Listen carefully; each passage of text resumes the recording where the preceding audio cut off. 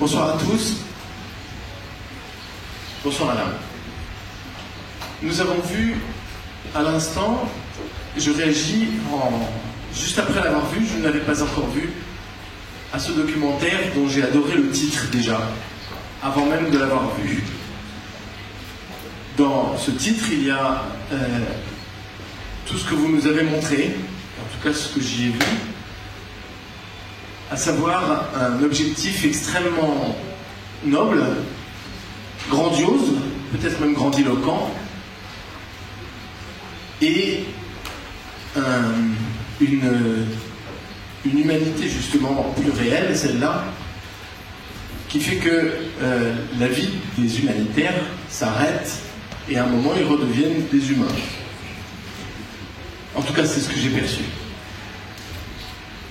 Je ne vous cacherai pas que par moments je me suis senti mal à l'aise peut-être sur mon propre métier, ou disons, j'ai pu avoir l'impression de me voir parfois dans un miroir, même si je n'ai pas d'activité humanitaire. Je voulais, pour ouvrir le débat et donc vous laisser très vite la parole, commencer par vous demander si le travail humanitaire est quelque chose dont vous attendiez, comment dire, l'idée humanitaire, qu'en attendiez-vous de façon concrète? Dans votre documentaire, on a l'impression, à la fin, qu'il n'y a qu'une seule chose concrète qui en ressort, c'est de nettoyer les jardins aux alentours après avoir distribué des sacs poubelles et des gants. À la limite, la jeune française travailleuse humanitaire aurait pu, de la même façon, et ça n'aurait pas été plus ridicule, distribuer des brosses à dents et du dentifrice. Là, donc on peut s'interroger à la conclusion de ce film sur le résultat de ces efforts gigantesques, de ces dépenses très importantes, et de cette volonté très forte qui anime, j'imagine, les travailleurs humanitaires. Donc je voulais vous demander, quelle était au départ, lors de votre première expérience au Kosovo, comme travailleuse humanitaire vous-même, qu'est-ce que vous attendiez, qu'est-ce que vous espériez, et ce qui vous a amené, in fine, à devenir une observatrice des travailleurs humanitaires. Merci. Bonsoir. Alors, je n'ai pas vraiment travaillé comme humanitaire au Kosovo, et puis aussi, précisons que eux ne sont pas tout à fait ce qu'on appelle les humanitaires, c'est des employés d'organisations internationales qui donc ont un travail où ils sont mandatés par les États, ce que je trouve intéressant par rapport à une organisation non gouvernementale. On observe vraiment un travail payé par la France, l'Allemagne, la Hollande, tout ça. J'y suis allée la première fois, j'avais fait des études moi-même de sciences politiques avec une spécialité qui devait me mener à travailler pour ce type d'organisation. Et j'y suis allée la première fois, effectivement, un peu pour regarder comment ça se passait.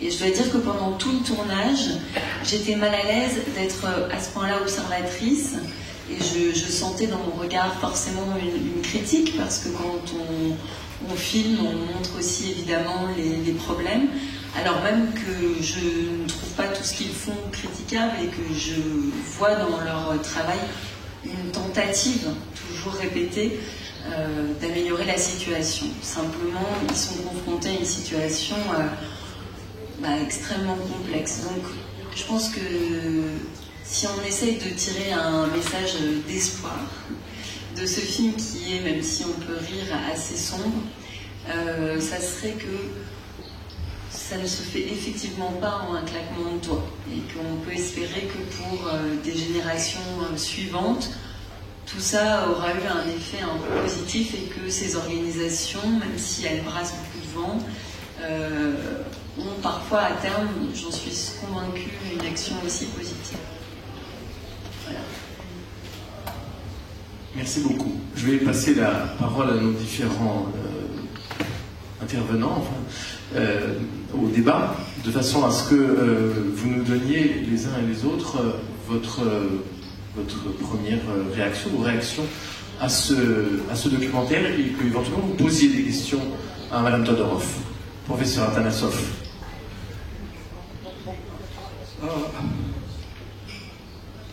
Pour laisser le temps à d'autres questions et à d'autres intervenants, je voudrais demander à Léa Todorov une ou deux choses en rapport avec deux grandes impressions que je retiens de ce film. Première impression, dans ce film, ce qui frappe, dans ce documentaire, ce qui frappe, c'est l'absence quasi totale de commentaires, de voix off, c'est-à-dire d'un point de vue auquel le public pourrait adhérer ou que le public pourrait rejeter au nom de notre point de vue possible. Ensuite, je vois que ce film n'offre pas un fil conducteur, une sorte de récit, mais préfère une représentation ou un montage en mosaïque, fragmentaire. Donc je constate refus de commentaires, refus de récit, refus de narration. Et donc la question que je me pose et que je te pose, chère Léa, est de savoir si ce style que tu as adopté, que j'appellerais, disons, un style de l'immersion plutôt que d'un message formulé explicitement, est-ce que donc cette esthétique que tu adoptes correspond à une interrogation profonde sur l'avenir démocratique de ce pays, interrogation à laquelle tu ne veux apporter aucune réponse? Bref, pour être plus clair, est-ce que cette technique correspondrait à l'avenir démocratique incertain du Kosovo? Deuxième impression et deuxième question, je constate également dans ce film un hiatus, pour ne pas dire une évolution parallèle de deux façons de parler, celle qu'ont les fonctionnaires de l'Organisation pour la sécurité et la coopération en Europe, qui donnent parfois, surtout cette jeune Française qui manifestement n'a pas encore fait ses classes dans une organisation internationale, et ça se voyait, donc elle donnait souvent l'impression de répéter une leçon apprise. Elle employait des termes abstraits, des termes plus ou moins de routine, justement le jargon des organisations internationales, alors qu'il y a eu une réaction de la part des autochtones qui souhaitaient qu'elle soit plus concrète, qu'elle soit plus terre à terre. De même, le maire de je ne sais plus quelle ville, c'était vraiment la langue de bois. Bref, un double langage et je dirais une communication qui coince un peu. Je ne dirais pas qu'il y a une rupture de communication, mais une communication qui commence.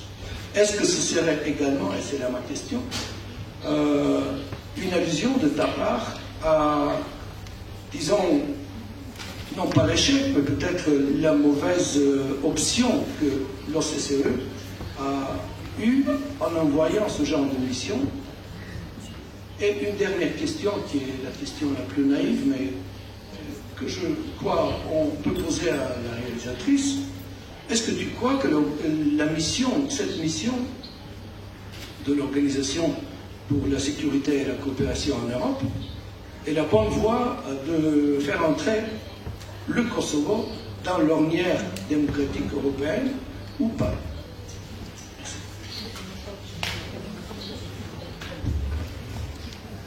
Donc, tout d'abord, pour répondre à la question sur ce choix esthétique, j'ai passé beaucoup de temps à chercher la manière dont je pourrais filmer ces gens au Kosovo, parce qu'il était très important pour moi de trouver à la fois des gens que je trouvais sympathiques dans le fond, que humainement en fait j'aimais bien, même si je les montre dans des situations dans lesquelles ils ne sont pas toujours très valorisés, il m'importait de les aimer quand même.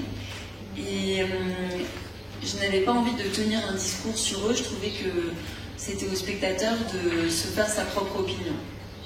Et je n'avais pas non plus envie de me moquer d'eux.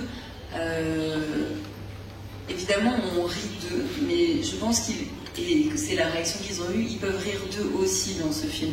C'est pas quelque chose qui les montre ridicules, ça les montre empêtrés dans des situations compliquées qui ne dépendent pas tout à fait d'eux.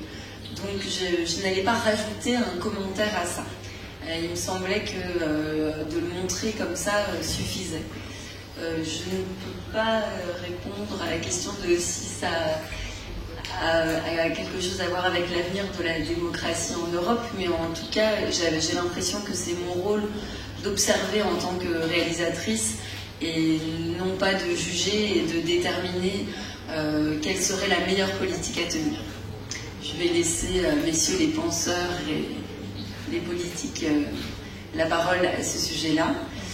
Et je dirais que par contre, je suis tout à fait d'accord avec toi sur la langue employée, qui est quelque chose que on ressent beaucoup dans ce film, la manière dont les mots sont vidés de tout sens et ne servent plus qu'à échanger des salam alek, on dit, et on fait semblant d'employer des formules. On va lutter contre la corruption, oui, on va lutter pour la transparence et pour la démocratie. Et on a l'impression d'une novlangue vidée de son sens. Et ça, j'y ai accordé beaucoup d'importance. Et d'ailleurs, je trouve que c'est dès que les personnages essayent d'échapper à cette langue-là, essayent de créer du lien en dehors de ça, qu'ils se rachètent un peu et qu'on les sent justement plus humains. Alors que lorsqu'ils se répètent qu'ils sont neutres et qu'ils ne peuvent pas se prononcer sur les situations, on se demande quel est l'individu derrière. Et c'est ça qui est évidemment un peu effrayant.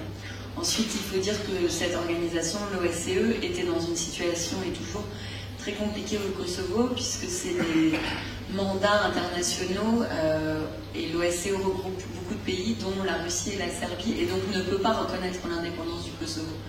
Donc c'est des gens qui travaillent avec un gouvernement qu'ils ne peuvent pas reconnaître. Donc on est tout de suite dans une situation un peu ubuesque et qui place bien évidemment le point de départ de toutes ces absurdités. Merci beaucoup. Professeur Znepolski, je crois que vous souhaitiez également intervenir sur le sujet. Je vous en prie. Est-ce que ça marche? J'ai vu le film avec une grande sympathie, parce que j'ai reconnu la situation bulgare des années 90. Dans ces années, la Bulgarie aussi s'était transformée dans une énorme école de démocratie. On apprenait tout le temps qu'est-ce que la démocratie, on faisait des séminaires sur ça et sur là, et sur ces différents sujets. Il me semble qu'il y a une ambiguïté très productive dans votre film, c'est notamment cette ambiguïté qui est, d'un côté, les personnages semblent être de bonne volonté, ils font ce qu'ils font, ils le font de manière convaincue, peut-être ils sont sympas. D'un autre côté, ils sont obligés de faire ce qu'ils font dans une forme, la forme du projet, qui les fait un peu ridicules. Parce que c'est impossible, c'est ridicule d'encadrer la démocratie, de la poser dans la forme d'un projet. Et comme ils vous disent, maintenant on va écrire un projet, on va encadrer la ville du Kosovo dans quelques projets.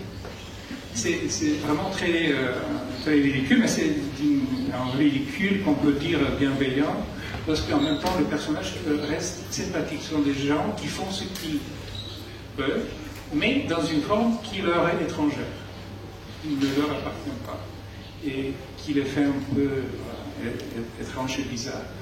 Mais je pense que c'est quelque chose que vous aussi vous avez dit. Je ne sais pas si vous avez quelque chose à ajouter. Oui, oui, bien sûr. Et moi, j'aime beaucoup le moment où, au téléphone, l'un d'entre eux cite tous les projets qu'ils font et il commence en disant apprendre l'albanais aux Serbes, aux moines serbes. Et on se dit, oui, ça commence là déjà. Enfin, c'est complètement fou. Justement, tous ces projets, ça prend des formes incroyables. Je suis tout à fait d'accord. C'est pour ça que c'est toute l'ambiguïté qu'essaye de montrer le film, évidemment. Merci beaucoup. Je me tourne vers la salle pour savoir s'il y a des gens qui souhaitent poser des questions à Madame Todorov.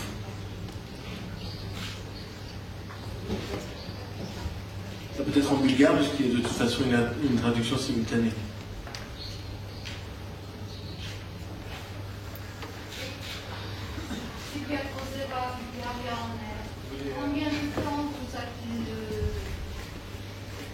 Combien de temps est-ce que vous avez utilisé pour faire ce film? Est-ce que vous avez fait le montage? Est-ce que vous avez participé au montage? Est-ce que vous avez donné des idées aux gens qui l'ont fait, qui l'ont préparé?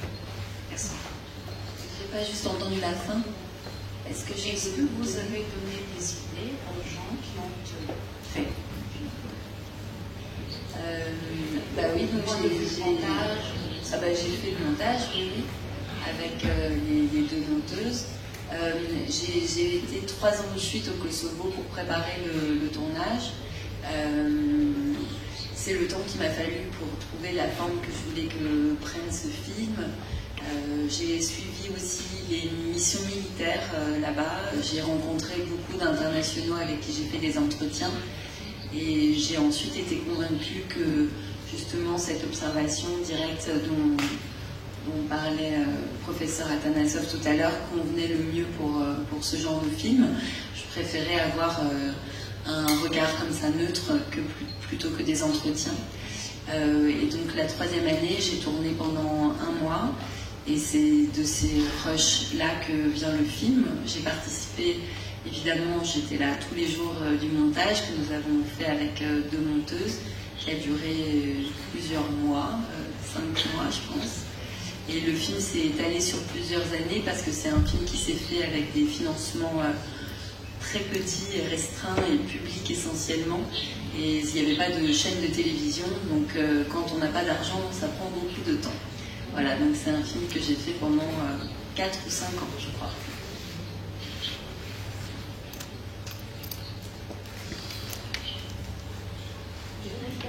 Question, quand ce film est sorti, j'imagine que l'OSCE, des représentants de l'OSCE l'ont peut-être commenté.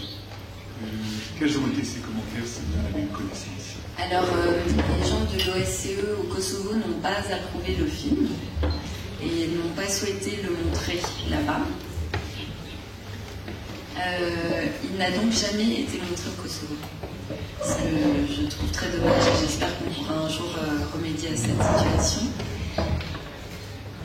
Par ailleurs, les personnages qui l'ont vu, et je peux parler plus particulièrement de la française avec qui j'ai été en contact, puisque c'est elle avec qui je l'ai vu directement et elle a beaucoup aimé le film, elle, et je l'ai trouvé assez remarquable dans la manière qu'elle a eu d'assumer ce que le film montre d'elle, ce qui n'est pas toujours facile. Mais elle avait vraiment évolué aussi parce qu'elle avait passé encore 2 ans au Kosovo après ça, puis fait une mission en Afrique qui s'était très mal passée, qui lui avait fait comprendre beaucoup de choses aussi sur la difficulté de ce rôle, d'inculquer aux autres des valeurs en étant l'occidental et en Afrique en étant le blanc, ce qui complexifie peut-être encore la situation. Et elle a donc défendu régulièrement le film à mes côtés, a participé à des débats.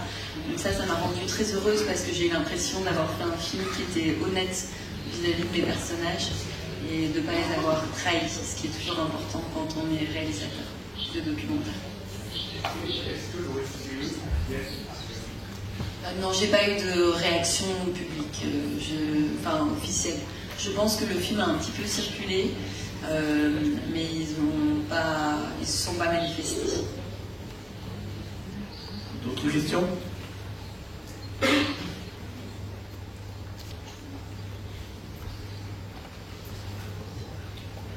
question. Monsieur Todorov, avez-vous aimé le film de notre film?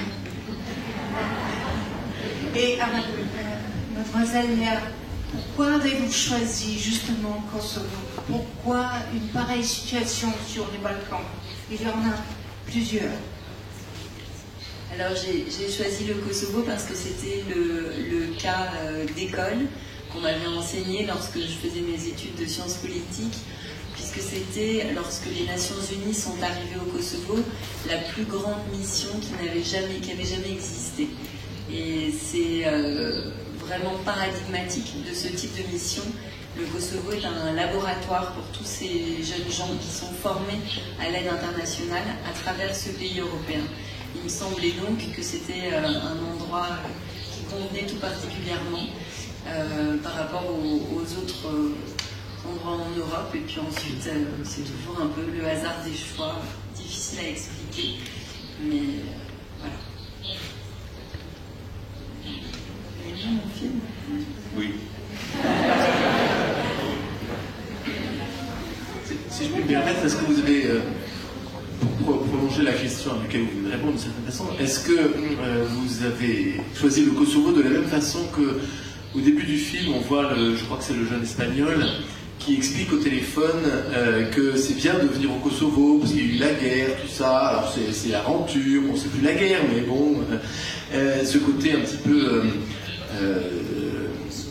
enfin, profond, ce propos d'ailleurs est un peu profondément choquant d'une certaine façon, parce que c'est l'impression qu'il est en train de vendre un trek quelque part, quelque chose d'exotique, une sorte d'exotisme. Ce n'est pas pour ça que vous êtes allé au Kosovo, j'imagine, mais est-ce que justement le caractère également sorti de guerre, et pas simplement l'importance de la mission, est quelque chose qui vous a particulièrement intéressé? Tout à fait, puisque au début, le film que j'avais imaginé faire portait sur les enclaves et les soldats. Et c'était un face-à-face entre les enclaves serbes et les soldats de l'OTAN, et dans cette situation, un peu j'imaginais où personne ne bouge, il ne se passe jamais rien, mais il y a à la fois les Serbes à l'intérieur et les soldats à l'extérieur. C'est ça qui m'avait intéressé en tout premier lieu, donc tout à fait cette idée d'être dans un pays qui sortait d'un conflit et en même temps très pacifié. Ensuite, c'est vrai aussi que quand on est au Kosovo, et on en parlait encore, on vit quelque chose de particulièrement fort, parce que tout le monde est passionné, il ne parle que de politique et de la situation, et des États-Unis, et des agents, et des zones d'espionnage, et on a l'impression de vivre dans un roman. Et le Kosovo est vraiment pour ça assez enivrant. Et c'est le cas de tous ces expatriés qui vivent là-bas. Ils me l'expliquaient très bien. Ils disent qu'ils ont beaucoup de mal à repartir dans leur pays après. Pas juste parce qu'ils ont du mal à y trouver du travail, ce qui est sûr, parce que leur expérience n'est pas forcément reconnue, mais aussi parce que c'est tellement exaltant de travailler dans un pays comme ça, où toutes les émotions sont exacerbées, et on a l'impression d'être quelqu'un de très important, parce qu'on est reconnu comme tel par ses pairs et par la population locale. Donc il y a quelque chose qui monte à la tête de toute cette excitation, et qui, je pense, on retrouve encore plus chez tous les journalistes de guerre qui n'arrivent plus à revenir dans la vie ordinaire. Et ça, c'est sûr que j'ai ressenti ça chez mes personnages, et que j'aurais sûrement partagé un peu de cette adrénaline avec eux. Est-il d'autres questions? Je voudrais vous demander... Non mais madame, le microphone arrive. Ah, c'est possible. Je me permets de vous demander, puisque je connais bien la région, en étant plusieurs fois, mais l'émission était de la part de l'ICMOS, de l'UNESCO, et il s'agissait des monuments culturels. Et ce que je voudrais vous demander, c'est est-ce que vous avez visité les plus grands monastères orthodoxes qui sont toujours à la territoire du Kosovo? Ils ont été mentionnés, les lieux, ça veut dire Dečani, Peć, etc. Et c'est qu'il y a, parce que je connais très bien qu'il y a des communautés albanaises gardent les monastères, par exemple de Tchélie, est-ce que vous avez trouvé quelque chose qui n'est pas harmonieux du point de vue religieux, ou bien cela n'était pas intéressant pour vous? Merci. Alors j'ai fait du tourisme au Kosovo, donc j'ai visité les monastères. On voit aussi un peu au tout début du film, lorsqu'il y a cette présentation où il regarde des images des monastères et il juge que c'est héritage culturel, patrimoine religieux au début du film. Et effectivement, c'est une situation au Kosovo que vous connaissez peut-être tous, où certains des grands centres religieux serbes sont sur le territoire du Kosovo et pas dans la partie serbe du nord, et donc sont aujourd'hui encore protégés par des forces de l'OTAN pour qu'on ne détruise pas ce patrimoine serbe sur le territoire maintenant majoritairement albanais. Je ne peux pas répondre à votre question plus qu'en disant que comme il y a en permanence une force armée, il n'y a pas de violence au quotidien, de ce que j'ai pu observer et entendre. Ensuite, dire que la situation au Kosovo est totalement harmonieuse entre les communautés, je pense que ça serait trop nous avancer. Vous pouvez faire passer le micro, s'il vous plaît, à Alain.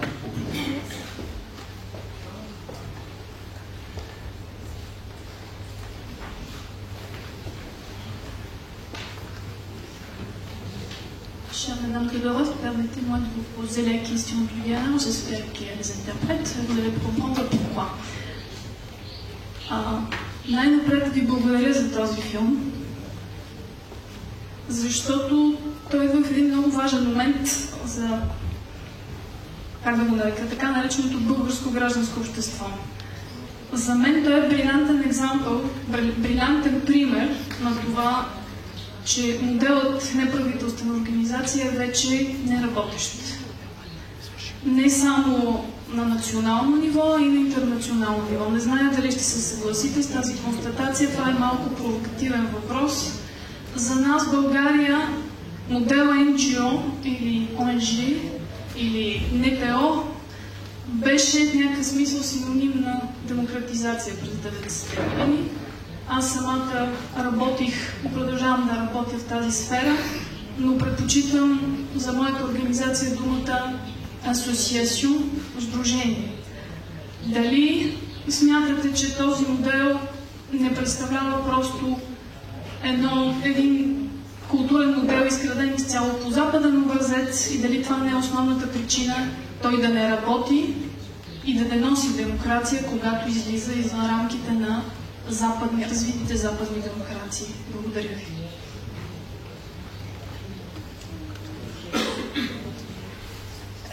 Ce que je peux dire, c'est que j'ai l'impression que cela fonctionne toujours mieux lorsque ce sont des organisations nationales, locales et des initiatives locales qui peuvent être éventuellement financées de l'extérieur que lorsque c'est des initiatives venues de l'étranger et qui essayent de copier un modèle soi-disant un peu benchmarké en langage international, mais comme ça, non. Un modèle hiérarchique, qu'on plaque, voilà, plaqué, avec ces étapes déjà prévues à l'avance, voilà. Et je pense que les organisations, les ONG ou les associations fonctionnent toujours mieux lorsqu'elles sont des initiatives locales que lorsqu'elles viennent de l'extérieur. Ensuite, je ne connais pas assez bien la situation bulgare pour me prononcer davantage. Y a-t-il d'autres questions? Si vous me permettez, je vais vous poser une dernière question. Peut-être un peu plus personnel. Vous nous avez indiqué que vous aviez souhaité travailler dans des organisations internationales, ou en tout cas que c'était ce qui vous avait motivé à venir au Kosovo. L'exemple de ce que vous avez vécu au Kosovo vous a-t-il dissuadé outre sans doute votre souhait et votre talent de cinéaste, de documentaliste, vous a-t-il persuadé que la façon dont travaillent les organisations internationales aujourd'hui, dans ce type de domaine, n'est pas de nature à vous correspondre? J'avais déjà fait mon choix un peu avant d'aller au Kosovo en travaillant sur un rapport sur le droit d'ingérence que je devais écrire lors d'un stage. Et j'avais trouvé la question tellement complexe moralement, de comment intervenir ou pas dans des situations de conflit. Et est-ce qu'il faut intervenir? Comment intervenir? Quelles sont les conséquences de cette intervention? Que j'avais déjà fait le choix de m'éloigner de tout ce qui pouvait toucher à la politique et d'être du côté de l'observation et de l'expression artistique. Et effectivement, ensuite, ce tournage n'a fait que renforcer pour moi ce choix. Mais ce qui m'a frappée, et c'est pour ça que j'ai aimé ces personnages-là par rapport à beaucoup de gens au Kosovo, c'est le cynisme qui saisit ces populations internationales. Et je trouve que le film essaye d'échapper à ça et de ne pas montrer ce travers-là. Mais il me semble que c'est quelque chose de vraiment très important et très dur. C'est la manière dont c'est une population cette population internationale qui passe de mission en mission et qui est très loin des idéaux. Et souvent très cynique et très critique et voire presque raciste envers la population locale. Et ça, c'est quelque chose que j'ai trouvé effectivement d'une grande violence et donc qui m'a peut-être décidé encore plus à ne pas faire partie de cet univers. Pourtant, les personnages que vous avez choisis, parce que je pense que vous les avez choisis, ne font pas preuve de ce cynisme, ni de ce racisme. Il y a tout juste une remarque du néerlandais, je crois, au moment où on déménage son armoire, sur le fait que les Balkans, c'est 5 personnes et pas un seul qui est capable de coordonner les autres. Mais la remarque est plus amusante et dénuée de méchanceté. Mais il me semble que là, vous les avez choisis. Est-ce que vous avez, dans le montage que vous avez fait, supprimé certains acteurs qui vous paraissaient être pas trop cyniques? J'ai même supprimé certaines remarques de mes personnages qui me paraissaient trop cyniques et trop dures ou trop violentes. Il y avait des versions beaucoup plus dures en fait du film au cours du montage. Et je me rendais compte que si je faisais un portrait trop noir de cette communauté, nous, les spectateurs, on se retrouvait à les regarder en prenant de la distance vis-à-vis d'eux. Et j'avais au contraire envie de susciter de l'empathie. Et qu'on puisse s'identifier à ces personnages, les trouver sympathiques et voir les situations dans lesquelles ils se trouvaient. C'était plus intéressant, je trouvais, que de dénoncer des travers qui pourraient nous prendre tous, par moments avoir des réflexions trop limites.